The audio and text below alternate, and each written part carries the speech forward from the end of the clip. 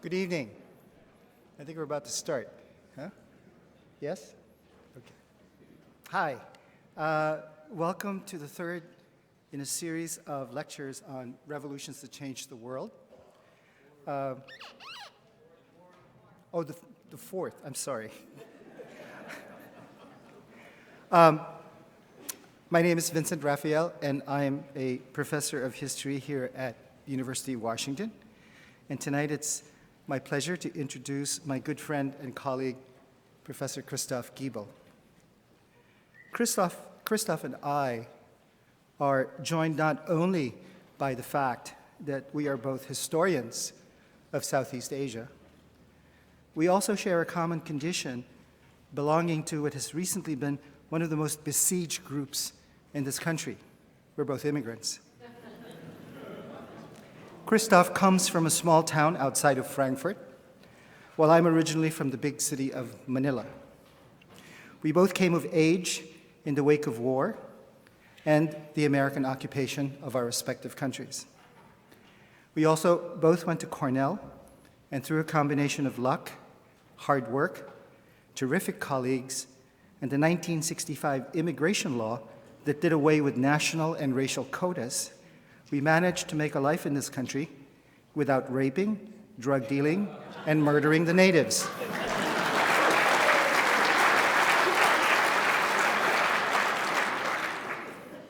Christoph's talk today is on the Vietnamese Revolution and its impact on the post-colonial world. Given my fondness for origin stories, I asked Christoph how he got interested in Vietnam. It began, he told me, shortly after high school. Growing up in a pacifist household where both of his parents had gone through the horrors of Hitler's fascist war, Christoph became a conscientious objector, or a CO. After submitting to the torturous questioning of German officials, he was granted CO status in order to do public service. For 18 months, Christoph drove an ambulance and later volunteered to serve on a Red Cross medical ship operating around the South China Sea. It was as a medic that he first encountered refugees, another vilified group today, escaping from Vietnam. To make a long story short, his humanitarian work among Vietnamese refugees encouraged him to study Southeast Asia when he returned to Germany, where he would become only the second student to study Vietnam in that country.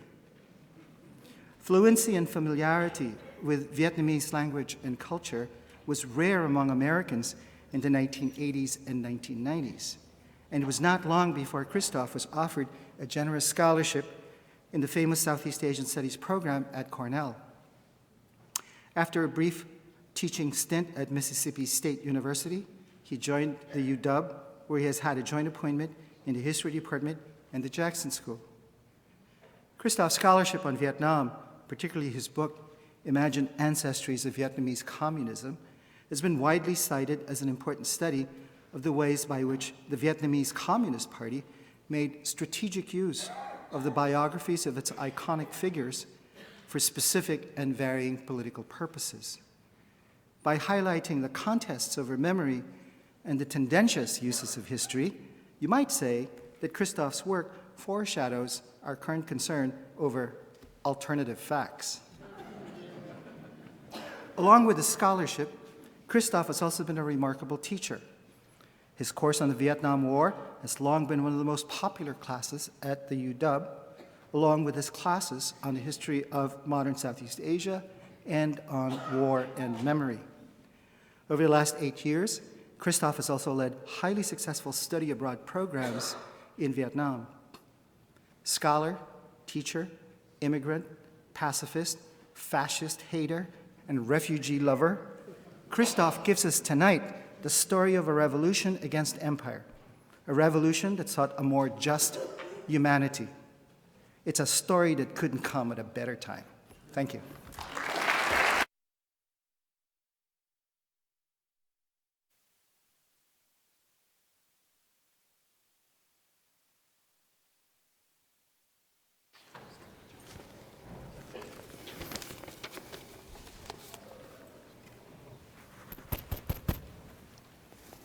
Compatriots, can you hear me? Okay. You saw that coming, right? Good evening. First of all, let me wish you a very happy Lunar New Year, the Rooster Year Ding Zo in the Vietnamese calendar. What follows is a talk about colonialism. And so I'd like to acknowledge the Duwamish people on whose traditional lands we study and work. I'd like to start my talk with Nguyen Dinh Hoa, and I have to quickly switch this monitor so that I can see it better.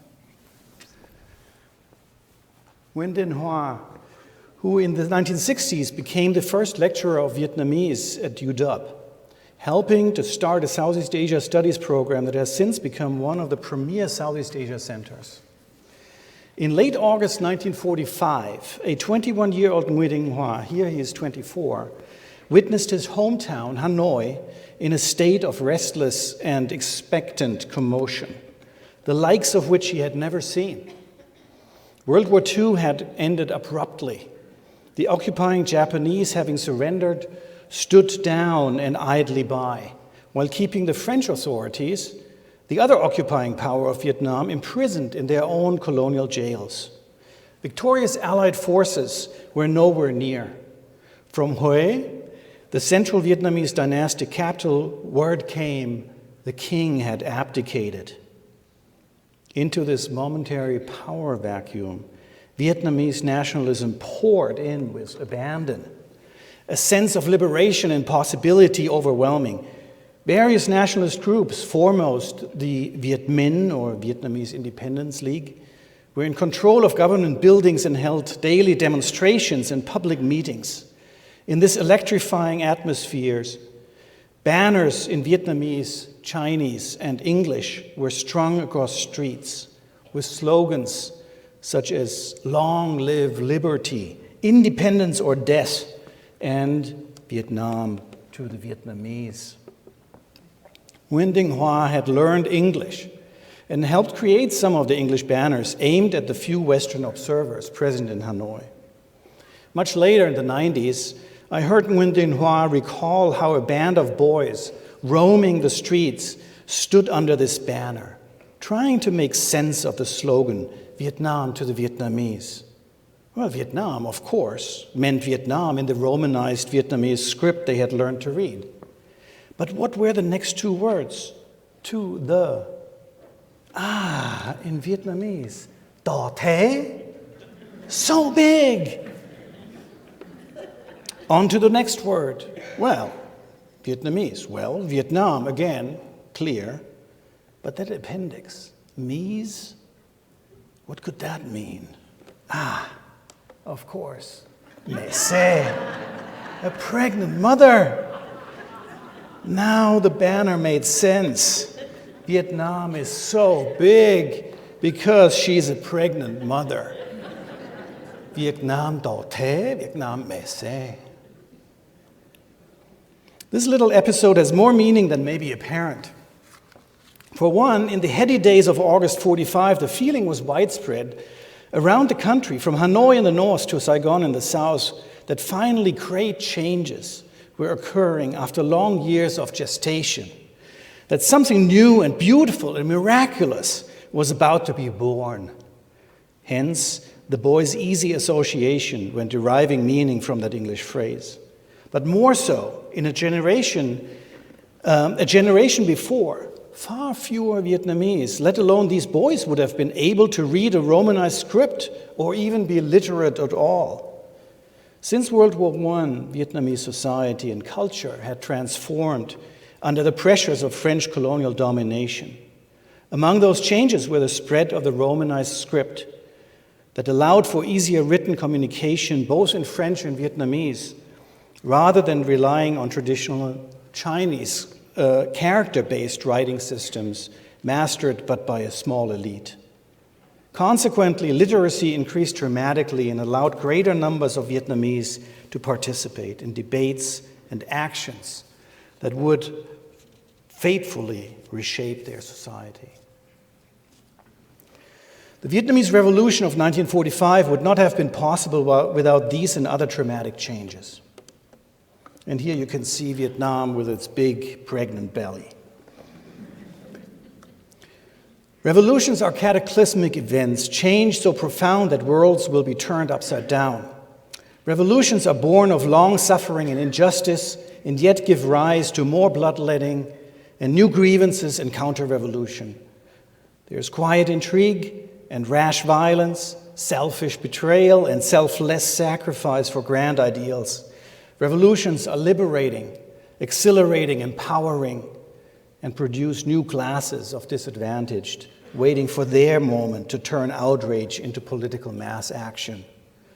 Revolutions are also long, complex, and messy processes, yet are prone to simple narratives of glorification or vilification.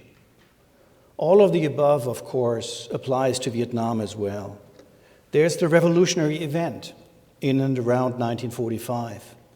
But there's also the revolution as process, starting, as it were, in the early years of the 20th century, hurtling towards 1945, and continuing from there, transformed onwards towards the abyss of war and a vortex of such violence and hurt that words must fail.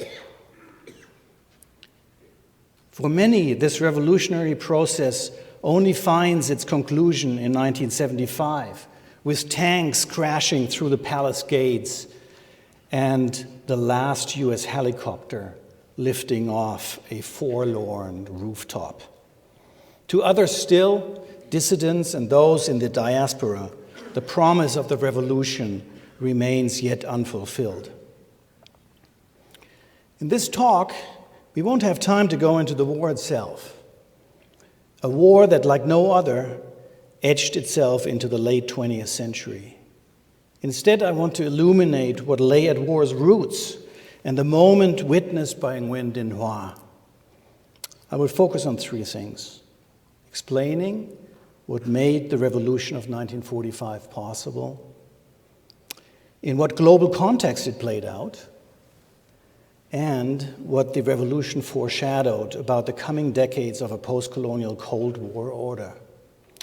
This will be done in much abbreviated form, and Vince stole my thunder, but I promise with no alternative facts. Here's our first cast of characters. The Nguyen dynasty. Established in 1802 in the central city of Hue, the first dynasty to rule a united Vietnam after 200 years of civil war and division between Hanoi and Hue-based Vietnamese powers. And second, French imperialism. French imperialism was part of the great wave of unprovoked Western aggression around the globe, a scramble to establish competing colonial empires for rank exploitation of other non-Western peoples' labor and natural resources, for capitalist profit-making and national aggrandizement. Driven by a sense of entitlement, might makes right, and an unshakable belief in Western superiority and white supremacy. France had not fared too well in Asia.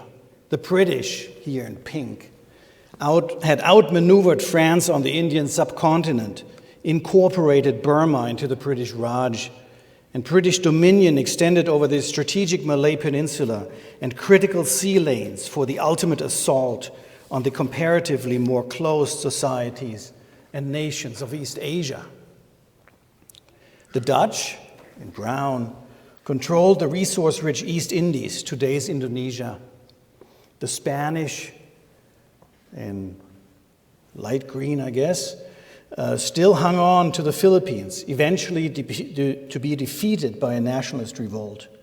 The resulting Republic of the Philippines of 1898, however, was quickly destroyed in a bloody US conquest, the most violent of Western wars against Asian peoples until then.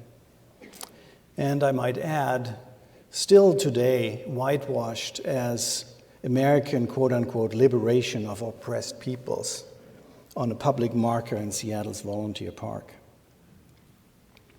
France was and also ran in the forced opening and subjugation of China, the East Asian hegemon, grand prize of Western imperialist ambitions.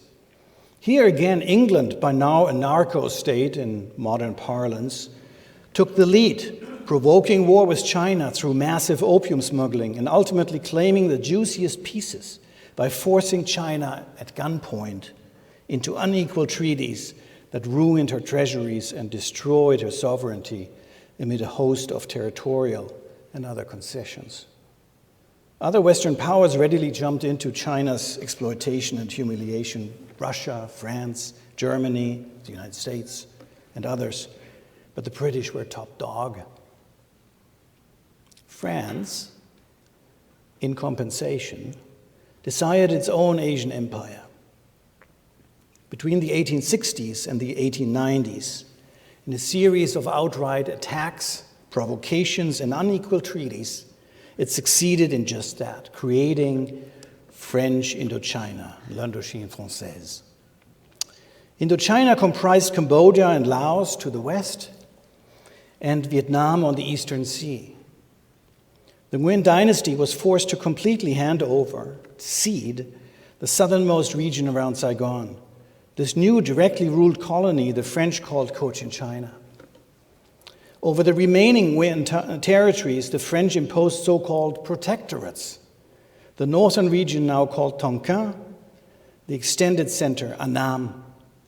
In Tonkin and Annam, Nguyen rule remained, but now as puppet kings under French protectors, artificially separated into three parts.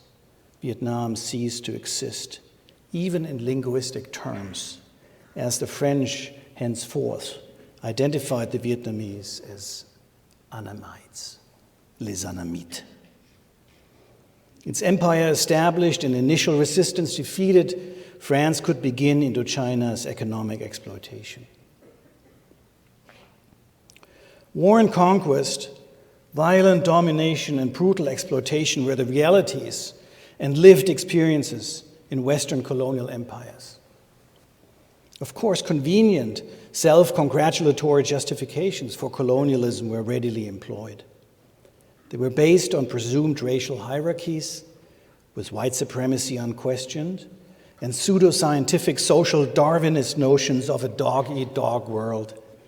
This racist propaganda found its most apt expression in the notions of the civilizing mission and white man's burden. Empire, this propaganda claimed, was done for purely altruistic reasons and for the benefit and protection of the colonized. Without Western paternalistic domination, non-Western peoples would stay stuck in uncivilized backwardness, ignorance, and misery.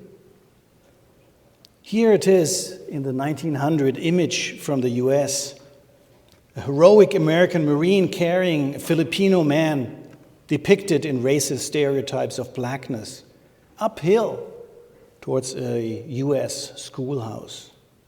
Burdensome as the task was, white men offered the childish and incompetent natives the uplift towards the light of civilization and the promise of modernity, prosperity, and eventually self-governance. It was pure Western selflessness that at best expected from the colonized beneficiaries only heartfelt gratitude for what was done for them. Meanwhile, the system and institutions of capitalist exploitation became firmly entrenched, and an unprecedented wealth transfer from the colonies to the West took place. Estimates are that in 1700, wealth in the West was triple all of the wealth in the rest of the world combined. In 1950, at the end of the formal colonial era, this lopsided wealth distribution had ballooned to something like 35-1. Nonetheless, despite this outright plunder, the core claims of colonial propaganda remained that of Western benevolence and expected native gratitude. Steeped in white supremacy, these became the colonizers' deeply held racist habits of mind. Let's move on to our second cast of characters, the Seekers. These were three men who each in their own way had a major influence on Vietnamese anti-colonialism. Phan Bội Châu, Phan Chu Trinh, and a young man who adopted the pseudonym Nguyen Ai Quoc and eventually became known as Ho Chi Minh. Phan Bội Châu and Phan Chu Trinh were trained in the traditional elite ways and poised to serve their dynasty as scholar officials just when their familiar world fell apart under the French assault. Royal institutions became meaningless and governing ideas impotent against the power of the West. Their despair was compounded by the anxiety they felt over French colonial rhetoric, couched in social Darwinist terms of French civilization versus Vietnamese barbaric backwardness. To them, nothing less than Vietnam's survival was at stake. Searching for answers, the two, however, took quite different approaches. Phan Bội Châu was a patriotic activist who first and foremost sought ways to rid Vietnam of the French. He was less concerned with how to structure Vietnamese society after colonialism.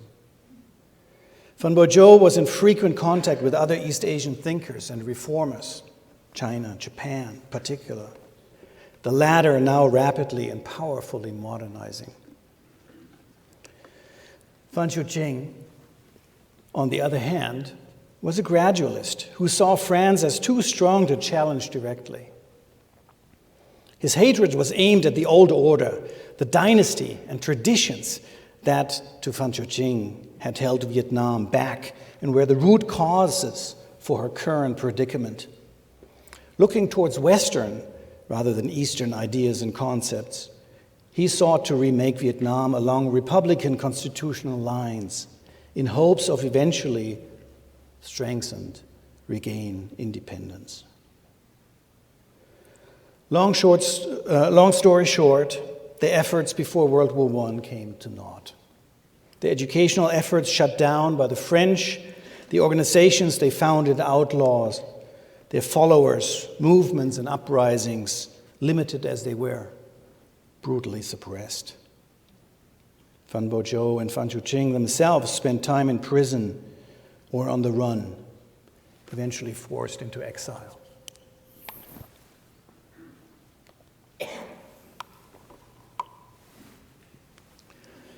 A generation removed, the son of another anti-colonial scholar official left Vietnam in 1911 in search for ways to help his colonized countrymen.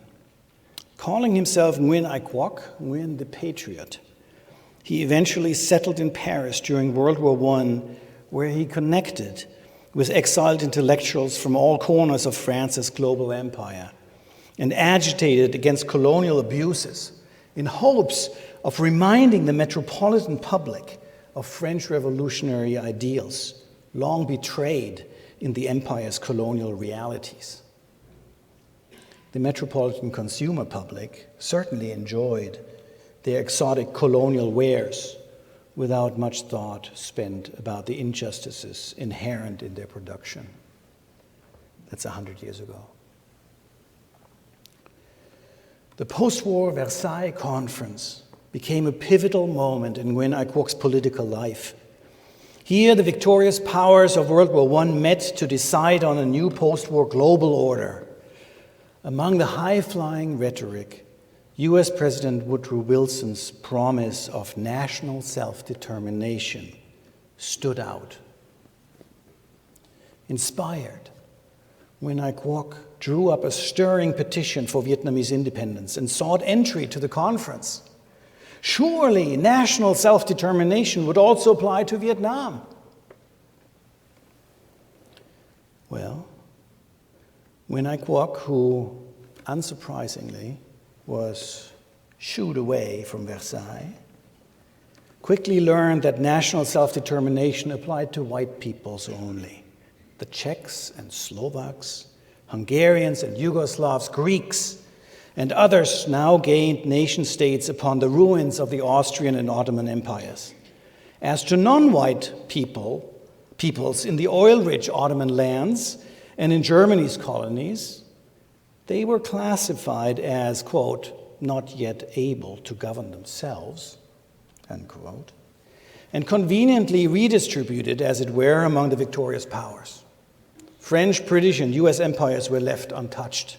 White supremacist colonialism prevailed, even modest reforms foreclosed. Nguyen Ai Quoc, just like a host of future anti-colonial leaders around the world, now radicalized. He recalled his dejection after Versailles and how he soon came upon a booklet by Lenin.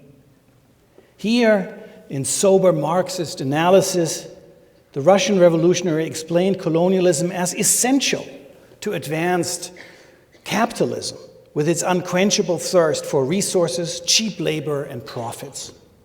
Vietnamese subjugation was not natural. It was not self-inflicted, not due to racial inferiority, as the white man's burden claimed, but rooted in the cold logic of exploitation and greed. Moreover, Lenin wrote, the overthrow of imperialism could be achieved by way of empowering the downtrodden. It all made sense.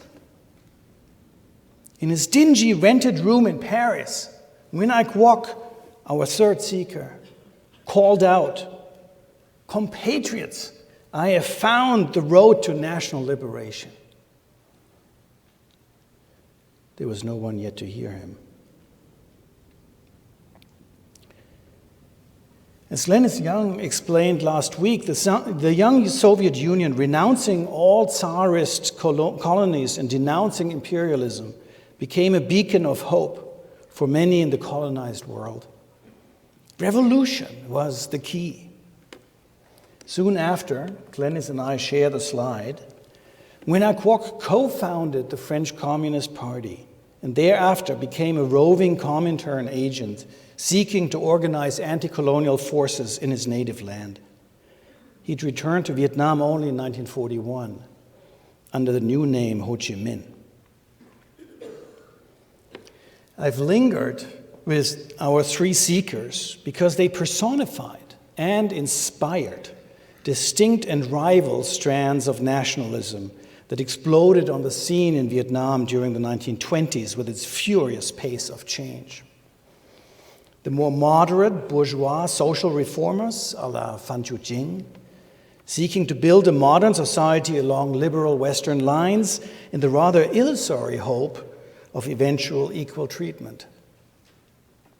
The petty bourgeois anti-French nationalists, a la Phan Boi Chau, prone to brash activism, yet without much concern for social justice beyond their own urban milieu. And the revolutionary nationalists, a la Nguyen Ai Quoc, Ho Chi Minh, a synthesis of the former two, combining the overthrow of the French colonial order with a radical program for social change aimed at Vietnam's peasant masses. These groups were united in opposition to French domination, but often violently at odds with one another over sharply different visions for their beloved nation. Our earlier episode of the Hanoi Boys, reading the English banner, already mentioned the changes brought about by the spread of the Romanized script after World War I. And now we're talking exploding nationalism. The two are, of course, related. To ease their own administrative work, the French propagated Romanized Vietnamese over the much more prevalent Chinese character-based scripts. And you can see for yourself what is easier to decipher, right? Both are sound Quoc Ngữ, but you decide which was easier to decipher. By propagating Romanized script, the French, however, lit the fuse to their own eventual demise. Basic literacy rates grew rapidly, and a lively public print culture enabled communications over great distances where Vietnamese could absorb and share new ideas and experiences. There was much to talk about. French privilege and colonial corruption increased after World War I and became more visible, as did colonial labor abuses. For example, in the rubber plantations, with their notoriously high fatality rates among conscripted workers. New social groups challenged age-old cultural practices and demanded to be heard. For example, women and youth, both marginal in traditional society dominated by male elders. New ideas about political action challenged old notions of decorum. Youth, both male and female, at 20, 19, even 17 years of age, risked arrest and torture, even death in French colonial jails, to be at the forefront of a nationalist awakening that made the 1920s a decade of politicization, radicalization, and mobilization. And yes, on the back cover of that magazine, there is a Nestlé advertisement. Nestlé là sữa tốt nhất. Nestlé is the best milk. Now, the British and Americans knew how to divide and weaken nationalism in their colonies. They fostered indigenous national elites with sufficient privilege to have a stake in the colonial order and help uphold and run it. Not so the French. Having arrived late to the imperialist game, the French guarded their power jealously and confronted, rather than accommodated, even the more supine reformist demands. If different styles of colonial rule could be compared to music, British imperialism is like the Colonel Bogey March. Efficient, rationalized, self-assured, with a somewhat light touch. You go along, we get along. But if you cross us, the might of the British Empire will come down hard on you.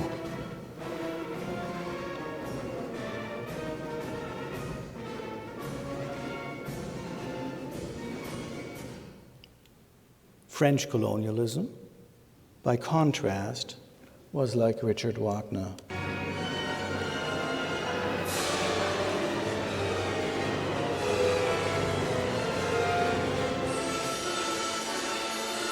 Bombastic, brooding, paranoid, hiding deep insecurities, and entirely indigestible. My apologies to Wagner fans.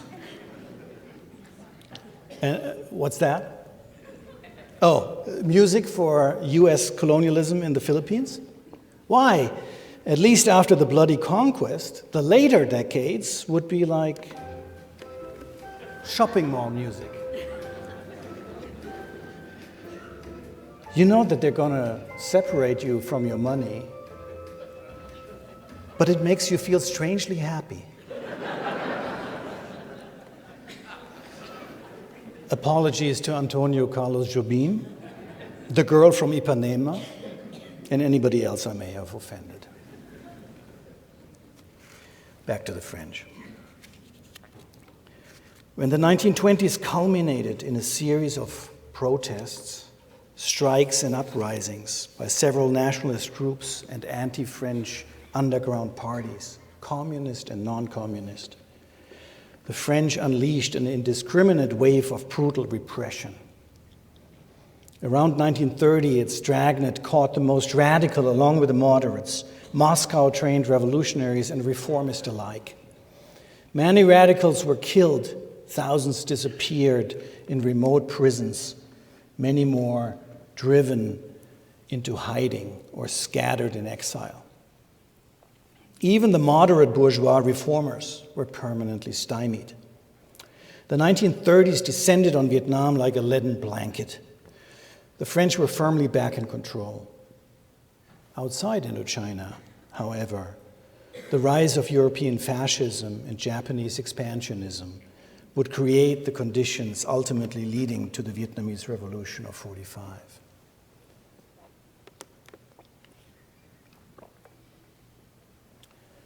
An exception among Asian nations, Japan had responded to Western imperialism with a crash course of its own modernization and indeed Westernization. By the early 20th century, Japan had emerged as an industrialized, corporate capitalist power in its own right, on a collision course with Western interests in Asia. Resource poor, Japan acquired by force Taiwan, Formosa here, and Korea, and established spheres of influence on the Chinese mainland. By the 1930s, turning sharply towards a far right-wing aggressive militarism, Japan captured and dominated all of Manchuria. In 1937, it invaded eastern China in brutal fashion. Meanwhile, fascism rose to power in Germany. For Indochina, World War II had immediate drastic consequences. In spring of 1940, Nazi Germany overran France. Overnight, the French Empire came under the authority of the newly created French pro-Nazi collaborationist regime, Vichy. Now formerly a part of the Axis, Vichy French colonial administrators could not but consent when Japan soon after demanded access to Indochina for the imperial army. A year later, after Pearl Harbor, Indochina was a launch pad for Japan's armies overrunning British, Dutch, and American-dominated territories in Southeast Asia. Within 3 months, Japan had added all of Southeast Asia to its empire. The colonial masters thus overthrown in Burma, Malaya, the Indies, and the Philippines. The Japanese, while clearly calling the shots, appealed to racial solidarity and proclaimed the liberation of fellow Asians. Not so in Indochina. Here, the Vichy French were left in charge, albeit under Japanese prerogatives. Between 1940 and 45, the Vietnamese were under double occupation by France and Japan. These were miserable years, with new levels of top-down brutality and economic deprivation. Little organized resistance existed after the indiscriminate crackdown of 1930. Of all nationalist groups, communist-led revolutionary nationalists, though greatly weakened, had best managed to survive due to their secretive Leninist organizational tactics and connections with the peasantry. In 1941, they formed the Vietnamese Independence League, or Viet Minh, dedicated to fighting both France and Japan, and established guerrilla bases, many in the highlands of Tonkin, some in Annam, a few in Cochin China. Their leader? A man who had secretly returned after 30 years abroad. He now called himself Ho Chi Minh. Dramatic events soon accelerated. After D-Day, when France was liberated and Vichy fell in August 1944, the French-Japanese collaboration in Indochina was doomed. In March 1945, a Japanese coup overthrew the French and sent most of them to prison, the rest fleeing to China. The colonial administration immediately collapsed. The Pacific War had turned against Japan, and focused on the frontiers, on the front lines, it could not be bothered to fill the administrative void. Bao Dai, the Nguyen King in Hue, unaccustomed to not having the French tell him what to do, did little. With no one in charge, long lingering food shortages in Annam and Tonkin soon exploded into full-fledged famine. Within mere months, it would claim more than 1 million lives. And I will spare you more photos of this tragedy. In the countryside, the Viet Minh resistance now focused on famine relief. They attacked warehouses where the French and Japanese were hoarding rice and redistributed it among the starving, although a mere drop in the bucket. Popular support for the Viet Minh had slowly grown over the years.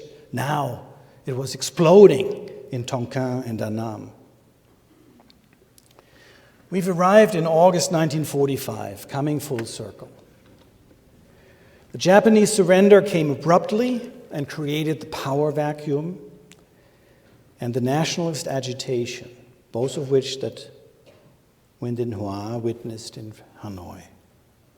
French officials remained in jail, Allied forces were nowhere near Indochina.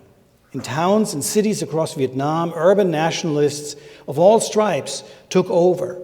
The Viet Minh rushed from their guerrilla bases into the lowlands to join them. No other group could match their numbers and amount of popular support, so the Viet Minh easily took leadership over the uprising in Hanoi. So too in the south, in Saigon, but here the Viet Minh used force against more conservative nationalists, rivals, to gain control. Within days of Japan's surrender, Ho Chi Minh created a provisional government in Hanoi with representatives of all major social segments. Soon his emissaries traveled to Hue and persuaded the hapless king to abdicate. To this day, these events are celebrated in Vietnam as the August Revolution. It would culminate on September 2nd in the Declaration of Independence of the Democratic Republic of Vietnam. In the days prior, Ho Chi Minh had busied himself drafting the declaration, a speech aimed at the Vietnamese as much as the Allies, the world, and posterity. In our remaining minutes, I want to focus on this document, for it indeed turned out to be for the ages, transcending its authorship, the nationalist rivalries, even its specific Vietnamese context, and capturing the essence, the deeper truth of this moment in global history. Then on September 2nd, in Hanoi's Ba Dinh Square, a speaker's platform had been readied. People poured in from Hanoi and the hinterlands, eventually numbering 400,000.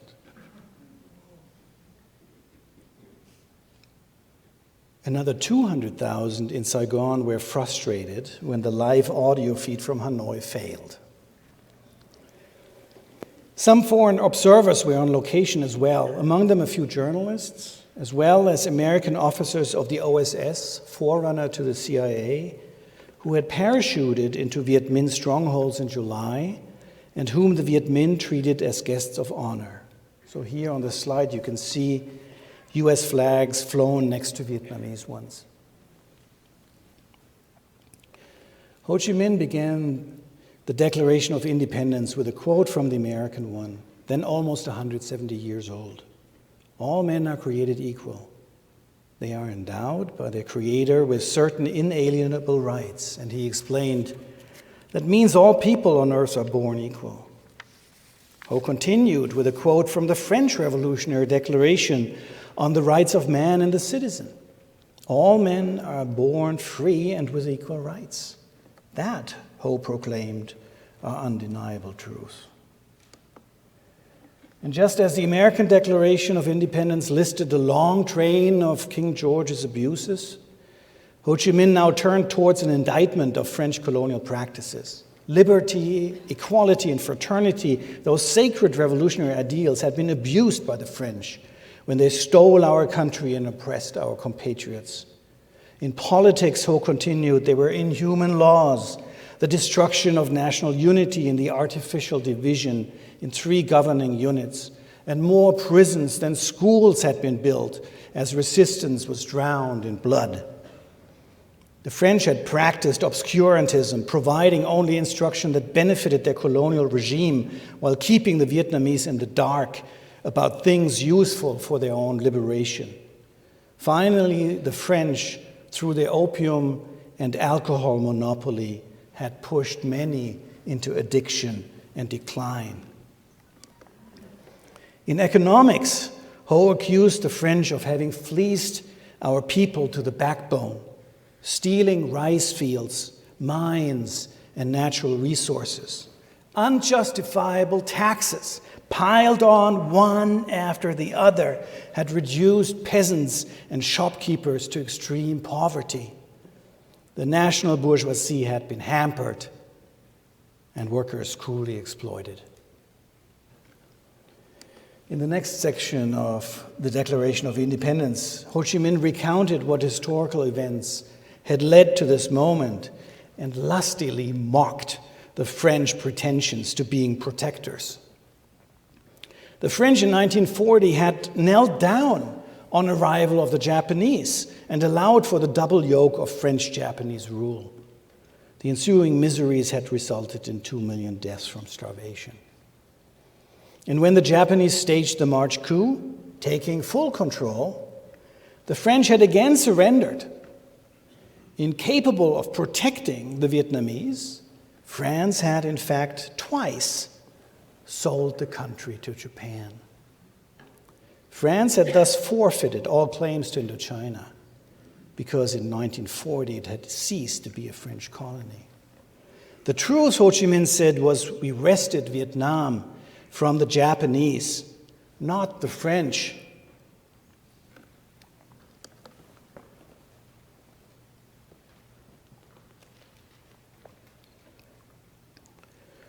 Ho Chi Minh now turned to the Declaration's core, proclaiming independence.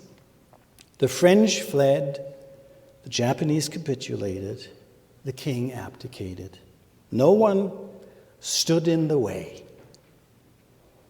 The Vietnamese had finally broken all colonial bonds and won independence. And likewise, the monarchy had been overthrown, a democratic republic to rise in its place. And so, we break off all relations with France, repeal all French treaties, and abolish all French special rights. And he warned that the people were determined to resist any French plot to come back. Ho's proclamation ended in a wider appeal, similar to the American one of 1776. Ho Chi Minh addressed the World War II allies with all their stated principles of the equality of nations. They had to recognize independence for the Vietnamese, who had fought so courageously to be free, even stood with the Allies in World War II. And in conclusion, he declared before the world, Vietnam has the right to be free and independent. And, in fact, it is so already. Because Vietnamese independence and freedom ultimately needed no formal recognition by anyone, because these rights, like equality, were inalienable.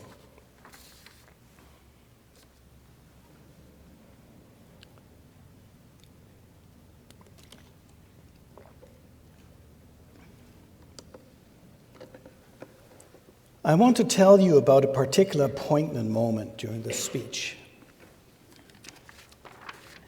In the middle of reading the Declaration, Ho Chi Minh paused, unsure of the microphone working.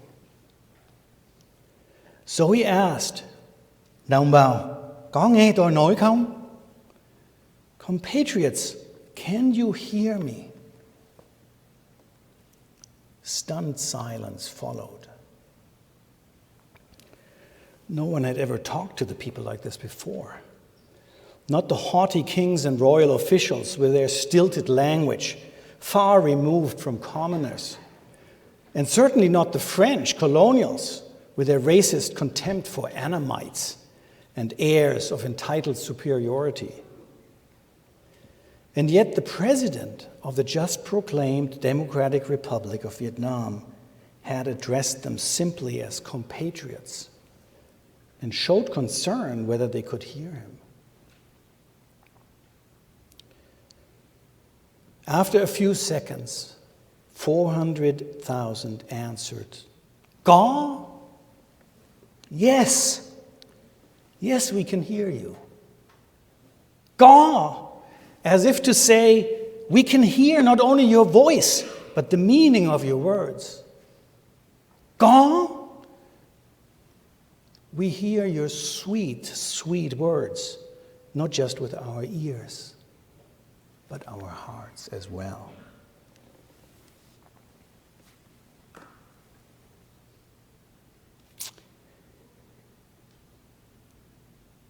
We know from post-conflict truth and reconciliation commissions, and also from trauma studies, the liberating power of hearing the truth of one's lived experience acknowledged, the healing power of speaking the truth of one's suffering and being heard.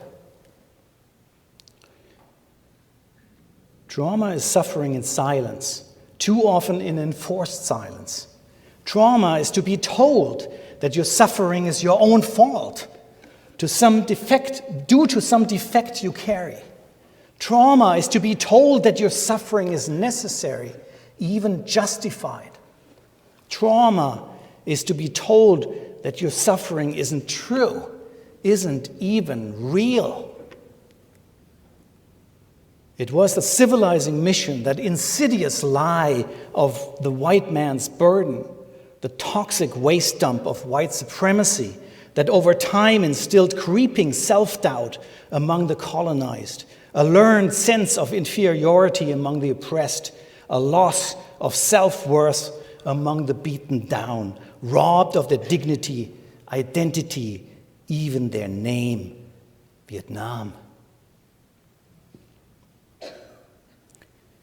The content of Ho Chi Minh's Declaration of Independence, no, the entire Vietnamese Revolution of 1945 is crystallized in this one moment of Ho Chi Minh's call and the masses' response. In this liberating moment of climactic eruption, of national democratic republican communion, in this healing moment of truth speaking, revelation, and deep cognition. God, we hear you. We are free and equal. We have dignity. And they spoke not just in Vietnamese, but in the universal language of the world's colonized.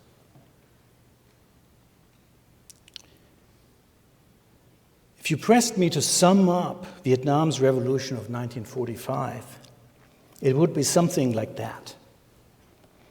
The revolution was a radical, self-empowering repudiation of colonialism and of enforced racial and economic hierarchies. It anticipated and accelerated the demise of Western capitalist colonial empires. Consciously drawing on the American, French, and Russian revolutions, as well as Asian modernizing discourses, it exhibited the passionate righteousness and idealistic urgency of people long deprived of justice, their independence, and dignity. At the same time, it marked a milestone in Vietnamese contestations over the nation, propelling communist-led revolutionary nationalism to a dominant position it would never relinquish until final victory. As such, the revolution of 1945 inspired many, but also provoked a sustained violent reaction by the world's most powerful forces, foreshadowing decades of post-colonial interventionism. Because we all know this story doesn't have a happy ending. Mid-September, the Allies arrived to formally accept the Japanese surrender. From the north down to the 16th parallel came the Republican Chinese Army, both anti-colonial and anti-communist. In Saigon, in the south, and up to the 16th parallel, British colonial forces landed. Neither recognized Vietnamese independence. In Hanoi, Ho's government tried to placate the Chinese, as you can see in the slide here, celebrating the US, Chinese, and Vietnamese leaders, and an uneasy existence ensued. But in Saigon, things went downhill fast. The Vietnamese nationalists, they had just expelled from their house robbers who had kept them confined to the basement, so to speak. They had reclaimed their rights without asking anybody's permission because those were inalienable. To the crusty British colonial officials, that was heresy. To them, uppity natives were playing government out of their depths. It never crossed our minds to hand over power to the Annamites, recalled a member of the British staff. The British freed the imprisoned French, get this, put their rearmed Japanese POWs under British command, and with these combined forces pushed the Viet Minh out of Saigon in the south. The natural order had been restored. The US under Truman, pro-French, unlike his deceased predecessor Franklin Roosevelt, supplied troop transports for French reinforcements by sea.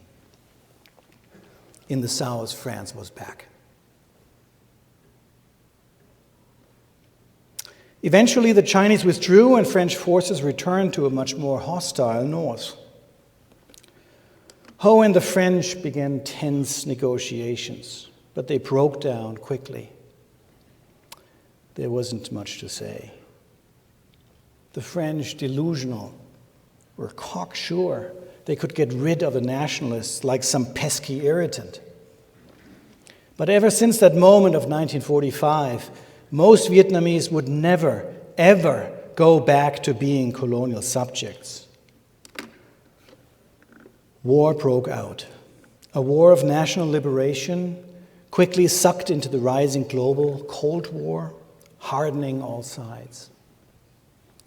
Vietnamese revolutionary nationalists, now backed by one camp, Vietnamese anti-communist nationalists, backed by the other. Both exclusivist, rejecting compromise, the wounds not healed to this day. A war that, despite the Viet Minh's improbable victory over France, would regain momentum with US intervention. A war that would burn through millions of lives, devastated the lands of former Indochina under destructive forces of sheer madness. A war that, to quote Martin Luther King, poisoned America's soul. In a broader sense, 1945 was the moment where the colonized liberated themselves, where, both in Vietnam under Ho and in Indonesia under Sukarno, they abolished a tyrannical system of foreign domination and privilege. To the West, then unquestioning in its white supremacy and notions of Western liberal benevolence and expected native gratitude, that act of abolishing colonialism was an outrageous provocation. A provocation so dire that it had to be punished with war. Note that both in Vietnam and Indonesia, the colonial powers come back guns ablaze. Independence was never to be taken. Rather, it was always to be granted and gratefully received by the natives, as in the Philippines and Malaya, for example, where British and US privileges were thus guaranteed to continue. The Western punitive wars on both the Vietnamese and Indonesian attempts in 1945 to simply abolish colonialism foreshadowed what was to come, an abiding deep Western hostility in the post-colonial era to so-called third world nations trying to break free from Western political and especially economic domination. In the zero-sum calculations of the Cold War, it led to the overthrow of democratically elected governments in Iran, 1953, Guatemala, 1954, and in the first 9/11 in 1973 in Chile and elsewhere. It also led to the propping up of corrupt dictators in post-colonial nations, if only friendly to Western interests, locking many nations in new dependencies under crushing burdens of debt. The institutions of white privilege, with their roots in the colonial past, persist to this day. Just think of the World Bank, for example, or the International Monetary Fund, with their permanent US-European leadership. In our culture and the media, whiteness is still normative and universal. And if we are honest to ourselves, in our unsettled age of worldwide violence, we still are concerned more about Western lives than others. But through the din and wails of 7 decades since 1945, we can hear the voices of Bating Square. Yes, we deserve to be free and independent. Our lives matter, resonating with our current struggles. Through the great upheavals of 7 decades since 1945, the question persists: can you hear us?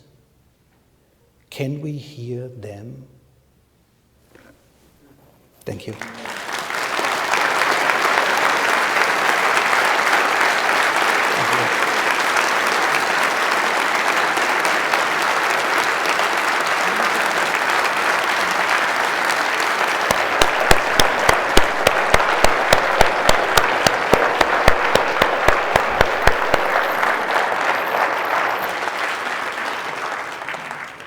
Hey, Christoph, that was a terrific talk.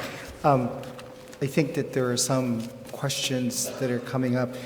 In the meantime, while we're waiting to collect them, I have the privilege of asking the first one. I was just wondering, you talked about the Western attempt to recolonize Vietnam. I was wondering if you could say a little bit about Russian and Chinese interests in all that was going on and what their stakes were. You can just sort of open up the geopolitical picture a little bit. Right. Yeah. That fell by the wayside because of time concerns. Yeah. The short answer is that in 1945, immediately after the revolution, the Vietnamese, Ho Chi Minh and his followers were extremely frustrated that the Soviet Union showed no interest in their independence. Mm-hmm. And that had to do with Stalin. Stalinism was at its height in the Soviet Union, and Stalin was very suspicious of Ho Chi Minh. He thought he was kind of a wishy-washy nationalist, not ideological enough, and it was not worth his while. The Soviet Union was focused much more on securing now its satellite states in Eastern Europe. It couldn't be bothered with a little place out east. China was in the throes of a revamped civil war. The communists at that moment, actually more on the losing side, pushed further north, far away from the Vietnamese border. So they were of no help. The Kuomintang, what I call the Republican Chinese, had no interest in a revolutionary nationalist Vietnam. There's a question here. What role did U.S. fear of the Fourth French Republic collapsing and being replaced by a communist government play in U.S. policy towards Indochina in the 1940s and 50s? In 1945? Yeah. Well, it's funny, about 20 years ago, I interviewed at an oral history conference some of these OSS officers who were on location, and they were extremely sympathetic to the Vietnamese Revolution. To them, it was just like, Ho Chi Minh and the others were just like Americans 170 years removed. And they had an awakening when they came back. I remember Ray Kralicki, who was one of those officers who eventually was called back to Washington, D.C. and was debriefed by somebody, and Ray Kralicki started talking about, in laudatory language about the Vietnamese and how we should recognize their national independence. They had just gone through a miserable colonial experience and all that. And he was interrupted by his debriefer and said, "Son, you just don't understand the big picture." Right? The big picture was what to do with France. Vietnam was not really that important to the United States. In the State Department, there was a tug of war between Southeast Asian desk officers and European ones, and Europe won out. France was the cornerstone of post-war US strategy, and they would not let France go through the trauma of having to forfeit their colonies. Yeah. Another question here about the role of American diplomacy, particularly a figure like John Foster Dulles, during sort of the transition or during the negotiations around Vietnamese independence, and much more generally, I suppose, the role of the United States in propping up French attempts at recolonization, which is sort of where you ended up with it. If you could say Well, a little John bit more Foster about Dulles, I mean, I'm not an Americanist, so forgive me if I speak out of turn, but John Foster Dulles was the quintessential Cold Warrior, right? Zero-sum game. If they're not with us, they're against us. When the Viet Minh were beginning to have battlefield victories over the French, it was very clear that Dulles was one of the driving forces to get the United States involved.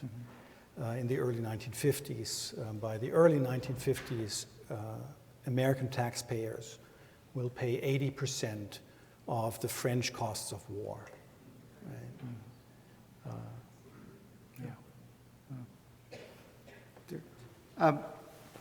any other sheets of paper? Yeah? How about Executive Order 263? Oh, right. Is that yours? Yeah. Oh, the yellow sheet, yeah. Executive, this is JFK's Executive Order 263. And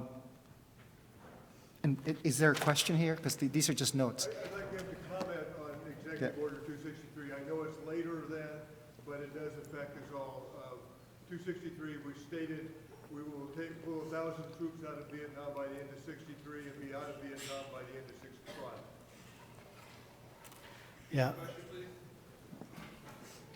Executive Order 263 that talked about a U.S. troop withdrawal, I understand from you, by 1963 and full withdrawal by 1965. You can see from my reaction that I have no idea what we're talking about, since I'm a Vietnam obviously historian. it didn't happen, right? But obviously it didn't happen, right? You're referring probably to John F. Kennedy and the big what-if question, right? What if he had lived? What if he had lived? The second part of that is LBJ rescinded that order with Executive Order 273 12 days after the assassination, and we started building up into Vietnam immediately. Well, the irony is, of course, that Kennedy's assassination happens only 3 weeks after the assassination of the Saigon leader, Ngo Dinh Diem. Right? And what happens thereafter is a complete breakdown of political order in what is called the Republic of Vietnam in Saigon. And at that point, the United States had basically a choice of throwing their hands up in the air and giving up, or intervening. And in the first half of 1964, so this is LBJ, the secret plans for intervention are drawn up. And they will be executed with the Gulf of Tonkin. Well, here's another. Your talk describes the role of demonstrations in overthrowing colonial rule. In this moment, can you speak to the effectiveness of demonstrations? God, I mean, I thought I gave you a pretty depressing talk. right? Don't you want some uplift?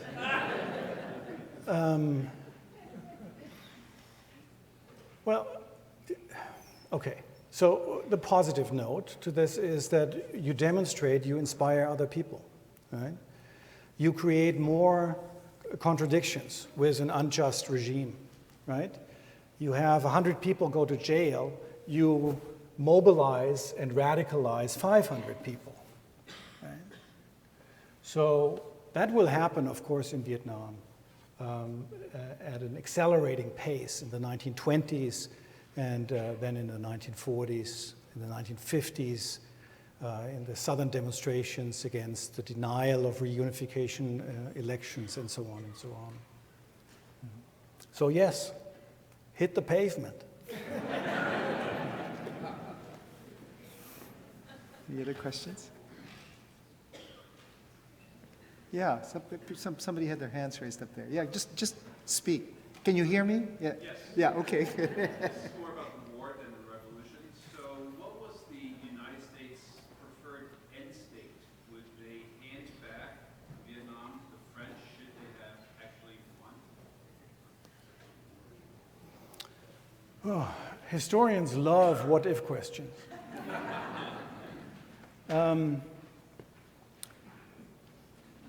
Well, this is the height of the Cold War, right? So France regaining control of its colonies, albeit perhaps in some kind of autonomous state within the French Union or so, would have been, of course, a great victory for the Western camp, right? And if we spin this a little bit further, without Dien Bien Phu, we can hardly imagine the rapid collapse of French rule in Algeria, right? But the French did not win, and that's why I say by the early 1950s, at the height of McCarthyism, the United States commits to Vietnam, come hell and high water. They're not going to let this fall to communism. Right? And if it means division, if it means denying elections that would have united Vietnam at the ballot box and given the government to whoever won at the ballot box, that had to be denied, because it was clear that Ho Chi Minh would win. Does it answer the question? Well, I guess it's the choice is either letting the South Vietnamese government take over the whole country, or the United States take it as a territory, or handing it back to the No, the United States had never had an interest in recovering the North. Yes, Hanoi, of course, wanted to unite Vietnam from the north down, and Saigon certainly wanted to unite Vietnam from the south up. And you can see this in Saigon propaganda posters well into the 1960s. Let's go and take up the north again. Later on, of course, it was out of the question. But for the United States, the line was always drawn at the 17th parallel. They wanted to have a stable anti-communist bulwark in South Vietnam. And the one real big reason for that was that they didn't dare go north because they knew that the Chinese would intervene, Chinese communists would intervene. The Chinese needed that buffer state of northern Vietnam, and the United States always respected that. I have a quick question. What role did the French Communist Party play at all in Ah. all of this? Great question. What role did the French Communist Party play in all of this? My Vietnamese is limited, so I don't really have too many swear words. But if you asked the revolutionaries in '45, they would probably use them the most aimed at the French communists. Because what they realized is that the French communists were first and foremost French, and first and foremost white supremacists, and then they had the rhetoric of support. But what they basically said is, guys, you Vietnamese, comrades, why do you rock the boat? Don't rock the boat, because the French communists were in a coalition government after '45. We are in the government. We can do a lot of things for you. But it was very clear for the Vietnamese revolutionaries that the French communists had first and foremost themselves on their mind, and not the Vietnamese independence. Over here, Yeah. after these 70 years of intense drama, how would you describe Vietnam today? I invite you to come with me this summer to my study abroad program. It's a beautiful country. It's the most pro-American country or safest country in Southeast Asia for Americans to travel. It's a very young country. A distinct minority have even any memories of the war. The war is distant. It's far away. Probably helps that you won it, right? Losing a war is harder, and that's why we in our country struggle so much still with it. Vietnam, I think, has moved on, with some exceptions, and that is the environmental legacy of war. They are suffering still from the toxins that have been sprayed. They suffer from unexploded ordnance. I give you an example. I take my students to Quang Tri province, which is the province where the DMZ was, the demilitarized zone, 17th parallel. Quang Tri province is a little bit smaller than King County. And yet on Quang Tri province, 1.5 times of all explosives of all theaters in World War II rained down. 1.5 times of World War II on a province a little bit smaller than Quang Tri. So you can see that here you have an enormous unexploded ordnance, a lingering problem to this day.